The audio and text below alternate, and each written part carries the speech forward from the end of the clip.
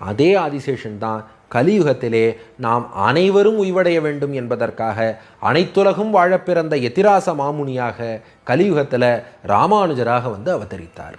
சரி, அந்த ஆதிசேஷன் பூமியிலே ராமானுஜராக அவதரிக்க என்ன காரணம்? எல்லாத்துக்கும் இந்த அவதார நோக்கம்னு ஒன்று சொல்லுவார்.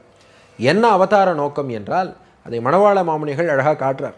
முதல் நோக்கம், 5 நோக்கங்கள் லிஸ்ட் அவுட் பண்ணியிருக்கார். முதல் நோக்கம், சங்கர பார்க்கர யாதவ பாட்ட பிரபாகரர் தங்கள் மதம் சாய்வுரவாதியர் மாய்குவர் என்று சதுமறை வாழ்ந்திடு நாள்.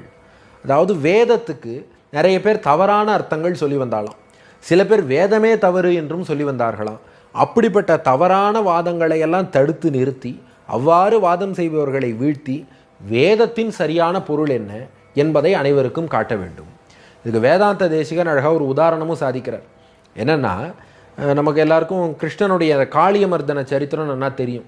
காளிங்கன்கிற